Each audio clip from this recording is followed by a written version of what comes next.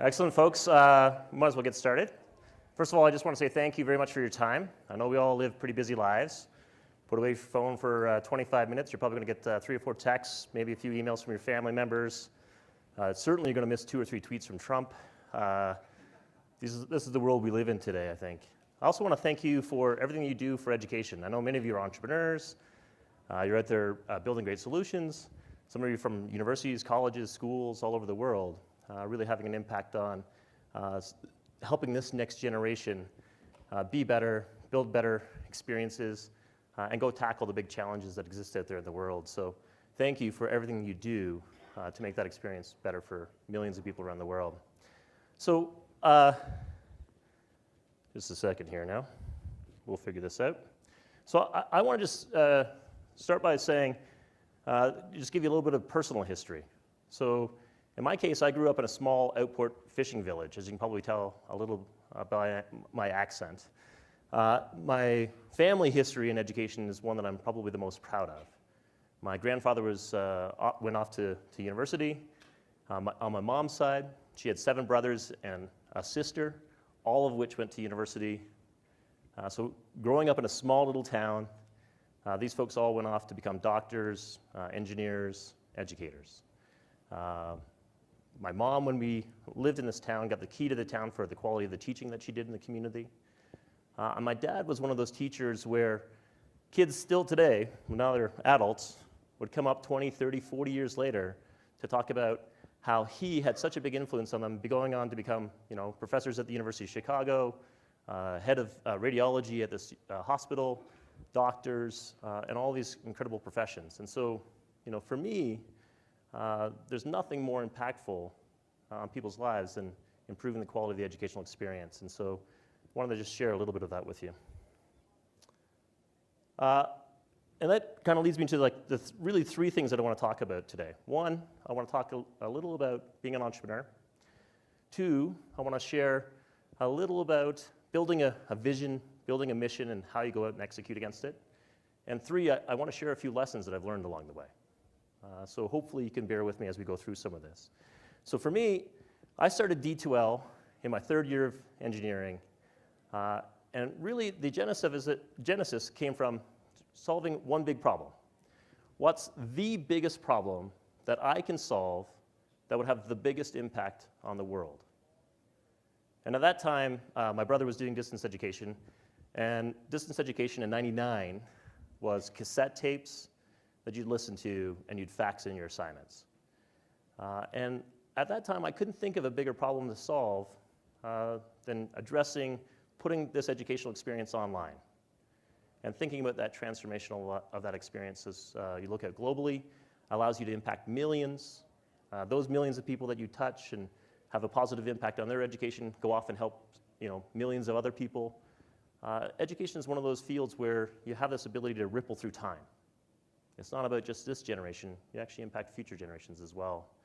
Now, starting a company and bootstrapping it for 13 years is not easy. We worked really hard. I met clients during the day and we'd code at night. 16-hour days, 7 days a week for years without vacations. And so, for us, it was, challenge after challenge, as you can probably imagine. I won't talk too much about those. But it was the values that you had, maybe as a kid growing up or through your educational experiences or through the teachers that you met along the way, that really enabled you to make the millions of decisions that you need to make day in and day out to build a company. And that's kind of what I want to talk a little bit more about here in a second. For those of you that don't know D2L, this is just a little of our history. We've been at it for 18 years. And if you can imagine, 18 years in any industry seems like a long time. But I still feel like we're less than 1% along the way of building out the real vision that we've had as a company. And so I'm more excited today than I ever was. In our space, we've been pioneers in building out open standards.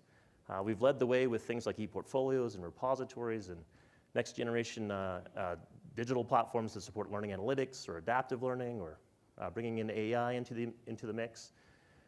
But I'm most proud of is the fact that throughout that 18-year history we've never stopped innovating. We've been thought of as an innovator in the early days. And we're still today launching innovations like the first mobile LMS, or that's got everything mobile, not just parts of it, or breaking down barriers with accessibility. And that innovation is still present in the team. They get so excited about the technologies they're working on. And I think for any company that goes through this journey, the ability for you to put in the energy to have the ability to say, you know what, all that platform that I worked on for the last 5 years, it's gone. And we're building a new one, microservices-based architecture that sits purely in the cloud. And that's what we're doing next. That takes an incredible amount of energy and compassion and dedication from your team to be able to go and execute that. So it brings me to our mission and vision and how to go off and tackle it. And ours has always been ambitious. We wanted to do nothing short of transforming the way the world learns. We knew that we could only do that in partnership with our clients. We wanted to take the traditional classrooms and go online or support blended learning. But it also meant that we needed to build products that really had a major impact on learning outcomes, if you will. And so for us, we've always tried to zero on things like, how are we doing in terms of driving adoption? Are we actually seeing students getting smarter using this platform? Are we getting better learning outcomes? Are we seeing retention and completion rates going up? Are we driving better engagement, productivity, learner satisfaction? These have become what we call our mission metrics. So we define this big mission. Well, this is how we measure our progress. So for 18 years, we've been measuring our progress with our clients on improving these outcomes. And for me, there's nothing more important than making sure you get your entire team aligned around that strategy, if you will. We've also learned a lot of lessons along the way, right? So if you look at D2L, even just 3 or 4 years ago, we were always known as the platform that if you were big and complex, or you cared really deeply about the educational experience, we were the platform you chose. Why? Because we were flexible, we were smart, we had all the different bells and whistles that you could ever imagine. But we've learned something along the way, which is we need to take all of that energy, all of that work that we did to sort of push the boundaries forward in terms of where education is going to go in the future, and we need to make that easy and accessible for everybody to use. And so for the last 12 months, we've been working on making sure that that ease of use battle, if you will, for the hearts of educators, the hearts of students, the hearts of companies that are using our platform is a battle that we're going to win and that we'll continue to win long into the future. But it's not, by the way, making progress is not easy work. But as long as you get at it every day and you continue to commit yourself to it, you can certainly see progress. I talked a little bit about that transformational initiative. So in the early days, it was about taking courses and putting them online. Today, it's about supporting a whole range of learning experiences. Everything from MOOCs to gaming engines to adaptive learning to leveraging AI in terms of making at-risk predictions with students. There's a whole range of different technologies. Now, I'll say this, not every client's ready to embrace every one of these different pieces. But within our clients, there are faculty or there are instructors or there are folks that are actually trying to leverage bits and pieces of this to improve those educational outcomes. And I'm going to talk a little bit about a couple of them here in a second. But before I do that, I want to anchor that on, well, what are we actually doing when we build this technology? I talked a little bit about our mission metrics, but a lot of folks talk about personalizing education or individualizing or differentiating education. And we really struggled with that because you'd walk into a conversation with a faculty member or a company or a K-12 teacher, and they wouldn't understand it. And for me, it's about trying to make this language very accessible. And so our new tagline, if you will, is reach every learner. It's a great rally cry for us as a company as we go from tens of millions of users to hopefully hundreds of millions, possibly one day billions. But it's also a rally cry for the teacher in the classroom so that that teacher understands how they can reach every one of their students and help them achieve their full potential in life. And for me, as we build the technology, if we anchor off of that, it makes it easy to make decisions. So, just-in-time learning, anywhere at any time. This was highly relevant for that poor lady that was stranded up in the Yukon on a mountain, being able to learn how to survive an avalanche and tackle issues and how you connect to learning experiences that way. It also means being able to leverage technology. So, in the early days it was obviously internet, and yes, I had to use acetate overheads to tell people about the internet, and here's what your course could look like online. To today, in 4 years, 85% of the world's population will have a smartphone in their hand in 4 years. So everything has to be mobile. That's where our learners are going to be in the future. And so we have to be able to make sure that they can take tests, they can do everything they need to do. But reaching every learner also means making sure that you build technology that's fully accessible. And we're proud. We take 3 pillars here. The LMS has to be fully accessible. The content that you build in the LMS has to be fully accessible. So how do we build in accessibility checkers to make sure that you can verify that what you're creating is accessible? But you also have to support this concept called universal design for learning to give people options. So if they're struggling with something, well, how do we get them on track for being able to be successful with those outcomes? It also means thinking about all the different barriers that exist to getting high-quality educational experiences and breaking them down one by one. And one of the ones I'm most proud of is this concept of MOOCs, but not the model that you hear typically. And no offense to my friends that do this work, but the University of Tasmania is a great example of how to do it right. And the University of Tasmania teaches a MOOC that gets 75,000 registrations. So this is a small little university in Tasmania. They get 75,000 registrations every year. But what I'm most proud of is that of those that start that course, almost 80%, 79-point-something% finish.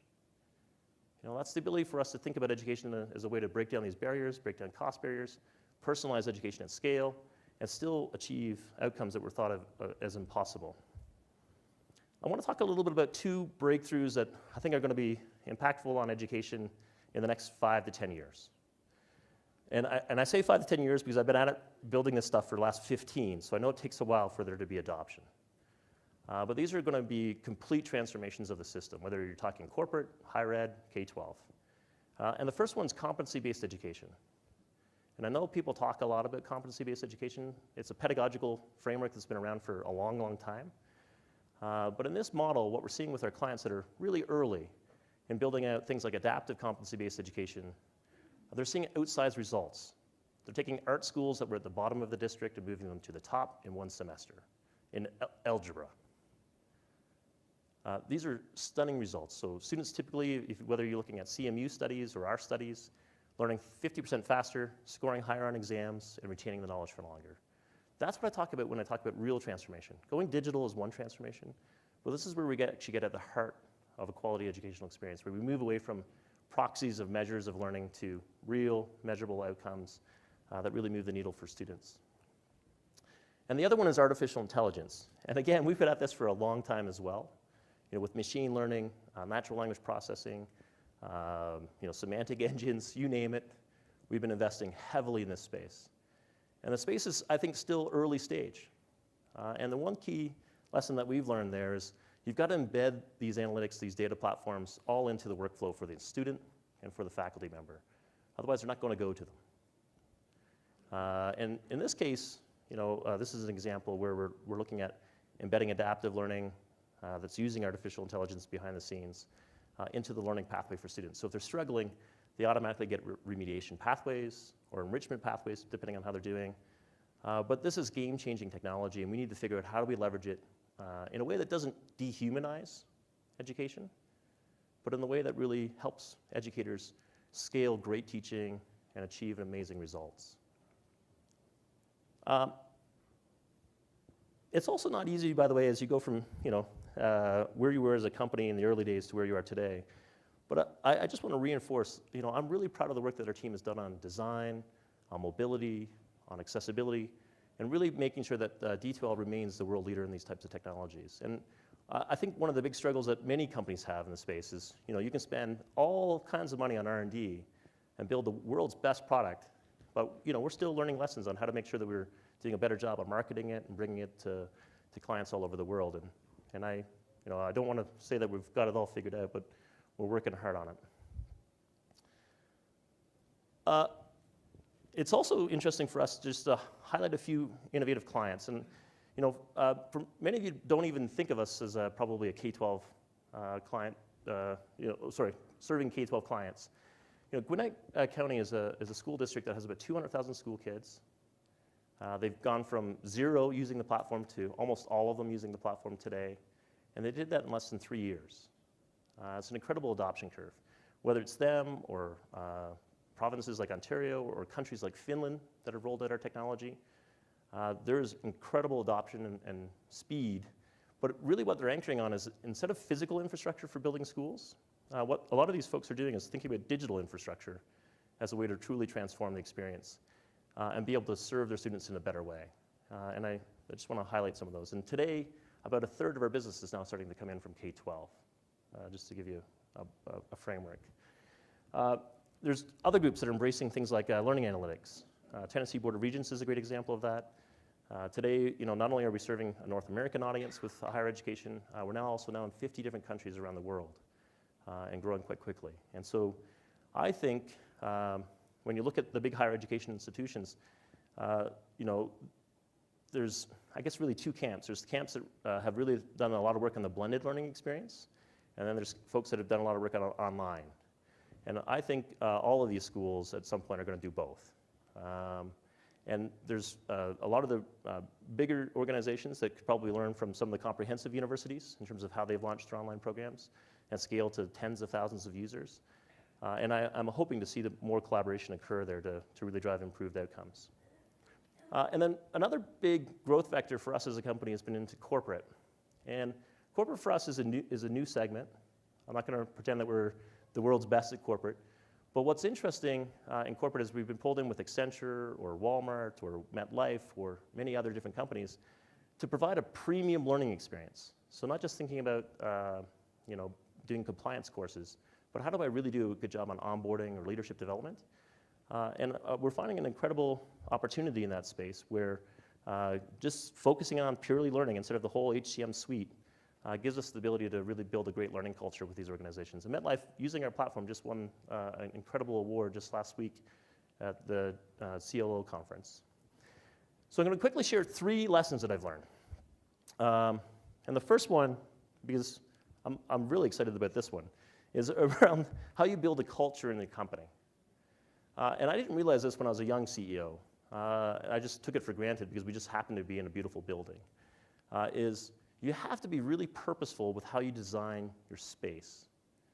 In our case, whether it's writable walls or glass tables that you can just write on or desks that you can write on, designing your space to spark those collisions, to drive that collaboration, to get teams working together. As you scale from 50 to 150 to now over 800, you need to be able to make sure that you continue to build that culture.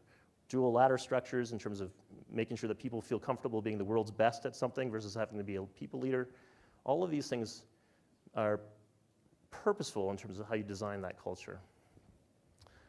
Second lesson I want to share is don't stop experimenting.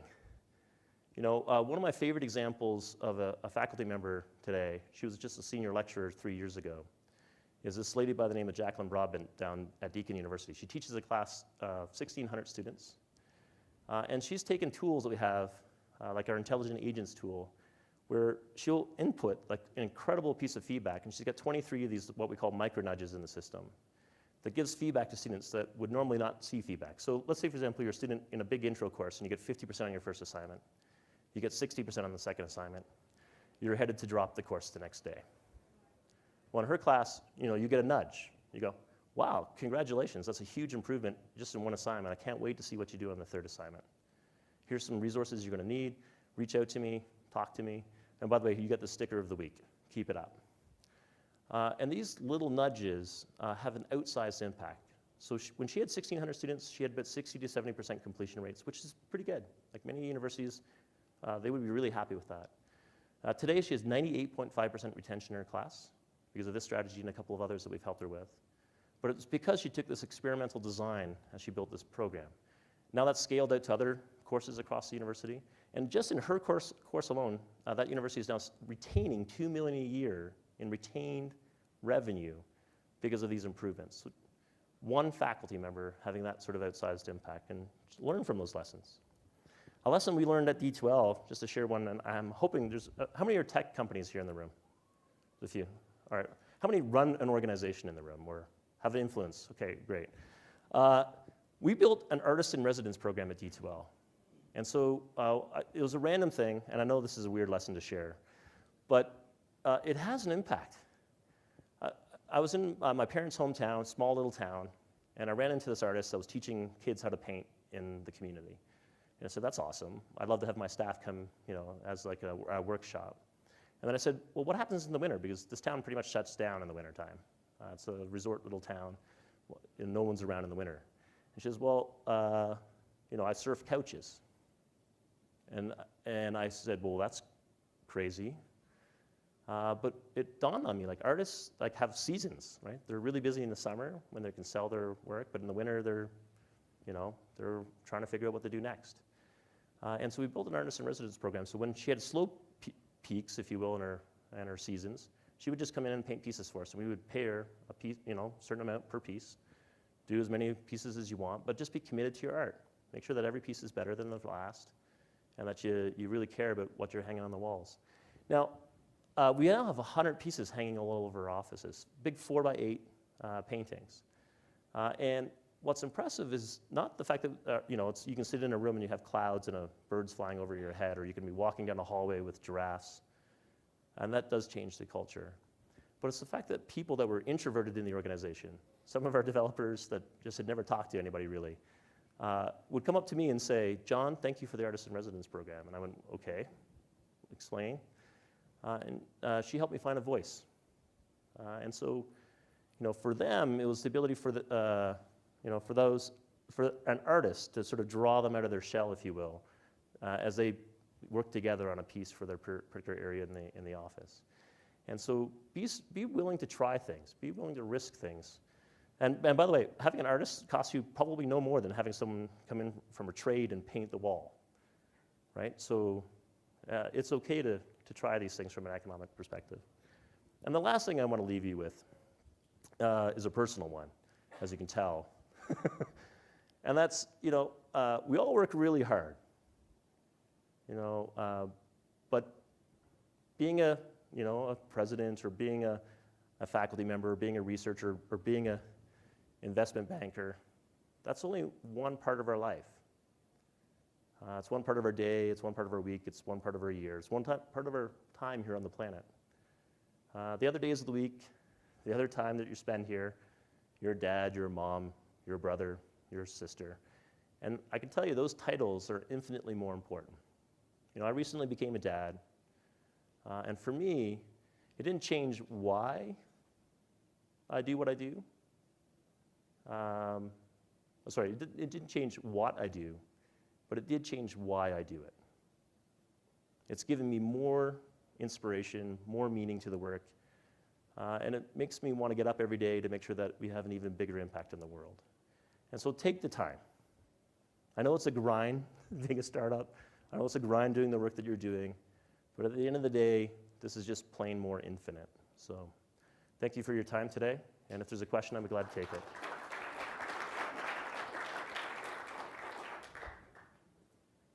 You're a shy crowd. We literally have 1 minute and 40 seconds.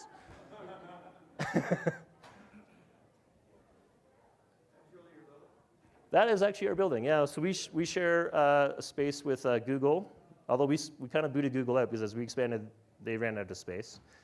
They're now the building next door. And we're a founding partner of this group called Communitech, which is one of the best incubators in the world. So we helped raise about $160 million now for that incubator.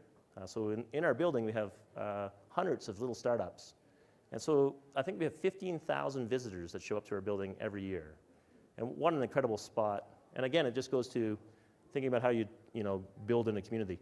I remember our clients when we first visited this, when coming to visit this building 5 years ago, said I looked it up on Google and it was like broken windows and it looked like an old tire storage location.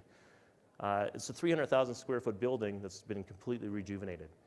And because of that investment, in that region, we've now seen a couple billion invested in that downtown core that was basically a dying city. So take bets, it's good. Any other questions? We have 30 more seconds. Go ahead. As a LMS supplier, do you have, thank you. Yeah. Since you provide the LMS to a lot of business, do you have any plan to integrate the live streaming, online video, live video kind of? Live video. Yeah. So we have a product called Capture. So we bought a company called ePresence, which was a spin-out from the University of Toronto. It's the core of most live streaming platforms today. It was an open source project. And so we have a great live streaming app called Capture, but we also integrate all kinds of other partners that do similar things as well too. So, for us, it's about building an open ecosystem, open data, open APIs, open standards. We plug in thousands of apps today, and so it just makes it easier to plug in best of breed or leverage, because I think video is a core part of the LMS. I think you got to do a great job on the content, you got to do a great job on the outcomes, you got to do a great job on assessment, but video is a part of the learning experience. Yeah. Thanks for that. Thanks for your time. Appreciate it.